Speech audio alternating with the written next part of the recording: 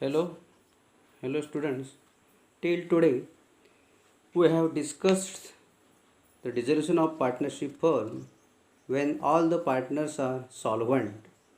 Means, if there is a loss on dissolution and even a debit balance on the capital accounts of partners, they are able to bring their capital deficiency, capital debit balance in cash or in bank.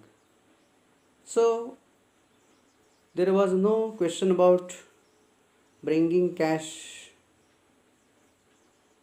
about his capital deficiency. In suppose रे एखाद्या भागीदाराचा कॅपिटलचा balance debit आला आहे, कॅपिटलचा balance debit आला तरीसुद्धा जेवढं debit आहे म्हणजे जेवढं capital कमी पडतं आहे तेवढं तो कॅशमध्ये आणत होता आणि ज्याचं कॅपिटल बॅलन्स क्रेडिट आहे त्याला त्याचं आपण पेमेंट करत होतो आणि कॅपिटल अकाउंट सेटल करत होतो.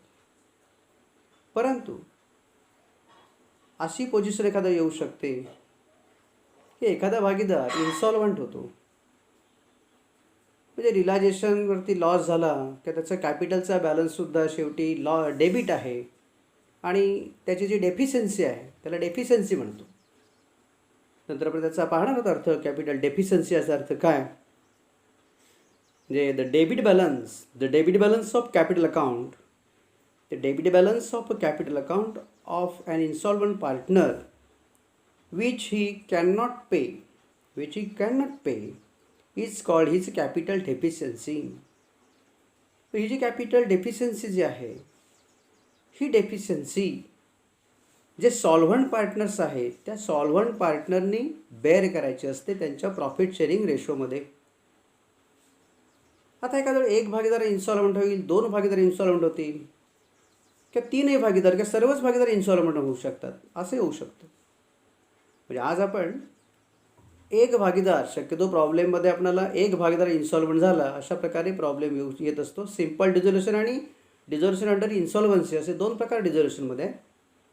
सिम्पल डिझोल्युशन म्हणजे ऑल पार्टनर्स आर सॉल्व्हंट, अशा प्रकारचे आपण एक 5-6 प्रॉब्लेम त्या ठिकाणी पाहिले.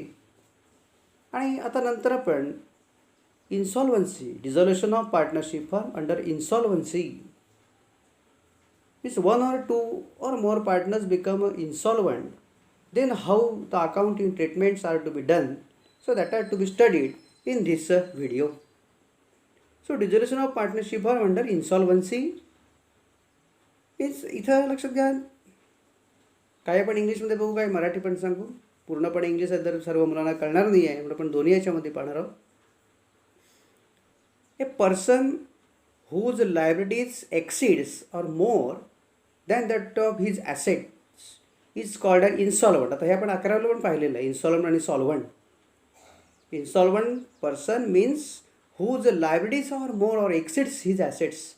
His assets are not sufficient or enough to pay off his all liabilities. Then his insolvency is declared by the court. A partner whose capital account shows a debit balance and who is not in a position to repay the amount of debit balance on his capital account of the firm is called an insolvent partner. ज्याचा कॅपिटलचा balance debit आहे आणि तो debit balance काय करू शकत नाही, तो कॅशमध्ये देऊ शकत नाही. He is not in position to repay. आर्थिकदृष्ट्या तो त्याचा कॅपिटलचा डेबिट बॅलन्स आहे, हा डेबिट बॅलन्स आणू शकत नाही आणि कोर्टाने त्याला इन्सॉल्वंट म्हणून जाहीर केलेलं आहे. In other words, a partner who is unable to meet his capital deficiency even from his private property is called an insolvent partner. मग त्यानं त्याच्या खाजगी मालमत्ता किंवा ज्या ॲसेट्स आहेत, प्रॉपर्टीज आहेत, या विकूनसुद्धा जर तो भागीदारी संस्थेची देणी देऊ शकत नसेल, तर जेवढं देणं तो देऊ शकत नाही. समजा नाही की आपल्या काही खाजगी प्रॉपर्टी विकल्या आणि त्यातून काही पैसे आणले, पण तरीसुद्धा जी रक्कम तो देऊ शकत नाही त्याला काय म्हणायचं, त्याची capital deficiency. A partner who is in a position to meet, a partner who is not in position to meet his capital deficiency, insolvent partner. And a partner who is in a position to meet his capital deficiency is called a solvent partner.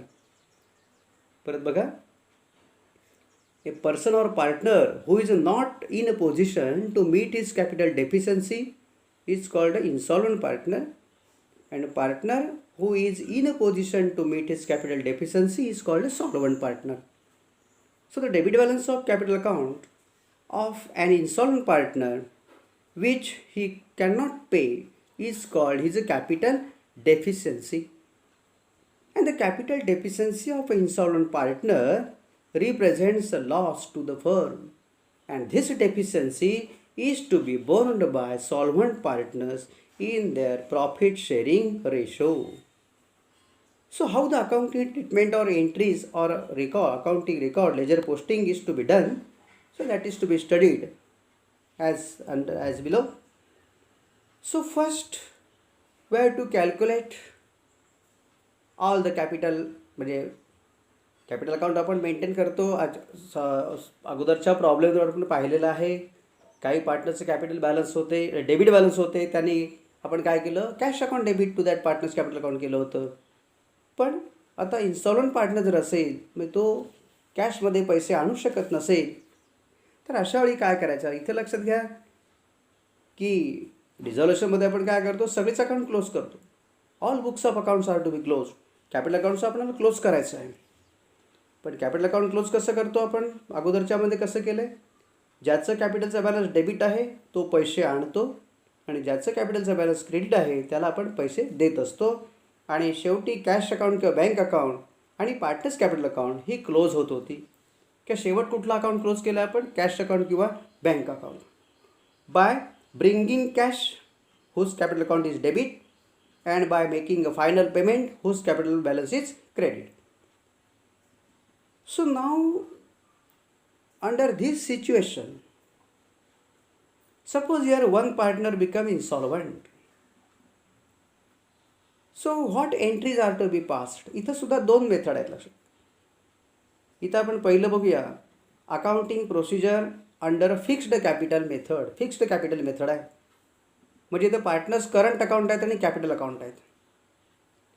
आता current account आणि capital account ज्यावेळी असतील त्यावेळी पहिलं काय करायचं, सगळ्या entry adjustment आपण करंट अकाउंटला करतो. दोन्ही अकाउंट ओपन करायला लागतील, पार्टनर्स करंट अकाउंट आणि पार्टनर्स कॅपिटल अकाउंट. सर्व ॲडजस्टमेंट आपण करंट अकाउंटला करायच्या आणि करंट अकाउंट कॅपिटल अकाउंटला ट्रान्सफर करायचं. मग इथं पहिलं काय करायचं, जो भागीदार इन्सॉल्वंट झालेला आहे, so transfer of installment partner's current account to his capital account. First of all, we have to transfer the balance on installment partner's current account to his capital account. तो काय एंट्री होईल, insolvent partner's current account debit to solvent partner's capital account. Insolvent partner's current account debit to solvent partner's capital account. म्हणजे इन्सॉल्वंट पार्टनरचा current अकाउंटचा balance कॅपिटलला transfer केलेला आहे.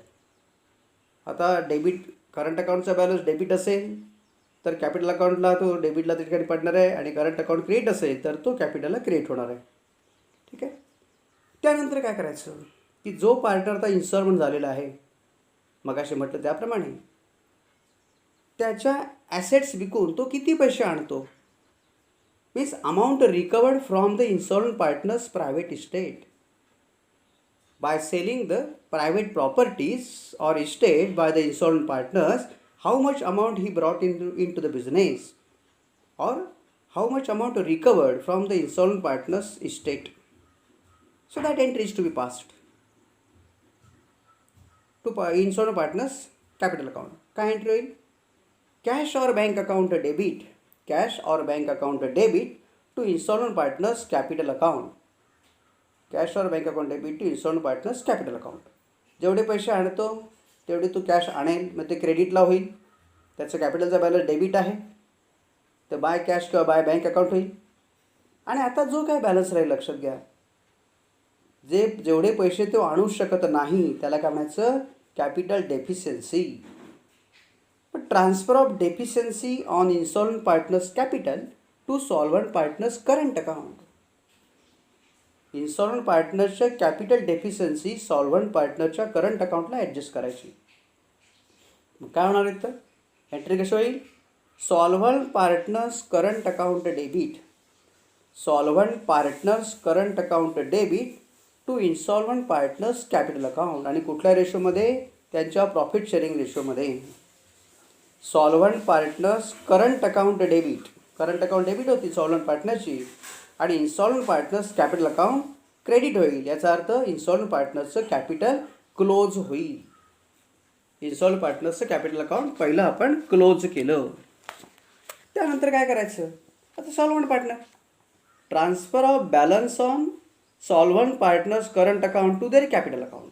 जसं insolvent पार्टनरचं current account त्यांच्या कॅपिटल ट्रान्सफर केलं, तसं इन्सॉल्व्हंट पार्टनरची कॅपिटल डेफिशियन्सी सॉल्व्हंट पार्टनरच्या करंट अकाउंटला ट्रान्सफर केल्यानंतर सॉल्व्हंट पार्टनरचे करंट अकाउंटचे बॅलन्स त्यांच्या कॅपिटल अकाउंटला ट्रान्सफर करायचे. काय एंट्री होईल? आता इथं तुझं लक्षात डेबिट बॅलन्स किंवा क्रेडिट बॅलन्स हे काय नवीन एंट्री नाही खरं म्हटलं तर. Solvent partners current account debit to solvent partners capital account. आता हा कुठला दिला आहे? जर सॉल्व्हंट पार्टनरचा करंट अकाउंटचा बॅलन्स जर कसा असेल? क्रेडिट असेल तर. जर त्यांचा बॅलन्स क्रेडिट असेल, करंट अकाउंटचा बॅलन्स क्रेडिट असेल तर अशी एंट्री होणार आहे. Solvent partners current account debit to solvent partners capital account. आणि जर सॉल्व्हंट पार्टनरशी कॅपिटल अकाउंटचा बॅलन्स, करंट अकाउंटचा बॅलन्स, सॉल्व्हंट पार्टनरचा करंट अकाउंटचा बॅलन्स डेबिट असेल तर कशी रिव्हर्स एंट्री होईल? Solvent partners capital account debit to solvent partners current account. आता ज्यावेळी प्रत्यक्ष प्रॉब्लेम बघू त्यावेळी तुम्हाला ते अधिक क्लिअर आयडिया येईल. आता नुसतं थेरीमध्ये पटकन कळणार नाही. त्यावेळी याप्रमाणे आपण ज्यावेळी प्रत्यक्ष एंट्री करू, पोस्टिंग करू, त्यावेळी तुमच्या अधिक लक्षात येईल. फक्त एक लक्षात ठेवा आपण काय म्हटलं? Transfer of balance on solvent partners current account. म्हणजे करंट अकाउंट दिसतात आपल्याला, डेबिट आणि क्रेडिट दिसतं आहे. क्रेडिट टोटल जास्त आहे, डेबिटला लिहायचं. काय लिहायचं? To solvent partners capital account. म्हणजे solvent partners current account debit to solvent partners capital account. आणि जर त्यांच्या करंट अकाउंटचा बॅलन्स डेबिट आहे, डेबिट टोटल जास्त आहे, तर क्रेडिटला लिहायचं by solvent partners capital account.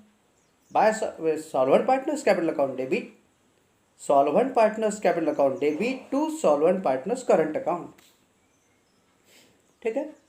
आणि हे सॉल्व्हंट पार्टनरचे करंट अकाउंट कॅपिटल अकाउंटला ट्रान्सफर केल्यानंतर शेवटची entry as usual final settlement of solvent partners capital account. हे नेहमीप्रमाणे जसं आपण सॉल्व्हन्सीमध्ये पहिले पाहिलेलं आहे.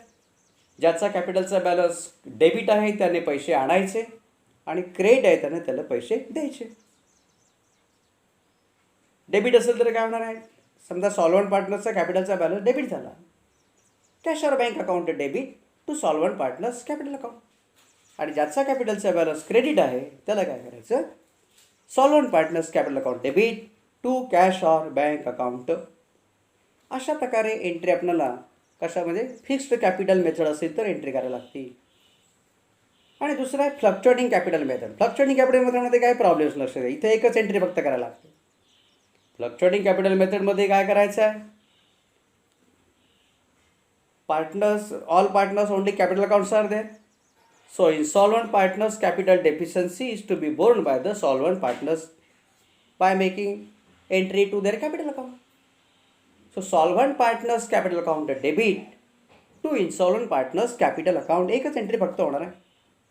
कशी एंट्री बघा? Transfer of capital deficiency of insolvent partner, transfer of capital deficiency of insolvent partner to solvent partners capital account. काय एंट्री होणार आहे? Solvent partners capital account debit. म्हणजे सॉल्व्हंट पार्टनरना तो लॉस बेअर करायला लागणार म्हणून त्यांची कॅपिटल अकाउंट डेबिट केली. Solvent partners capital account debit to insolvent partners capital account. Insolvent partner capital close होईल by solvent partners capital account आणि सॉल्व्हंट पार्टनरच्या कॅपिटलच्या डेबिटला होईल to insolvent partners capital account. अशा प्रकारे आपल्याला एक दोन एंट्री फक्त या ठिकाणी वाढवावं लागतात. बाकी काही इन्सॉल्व्हन्सीमध्ये वेगळा काय विशेष फरक नाही आहे.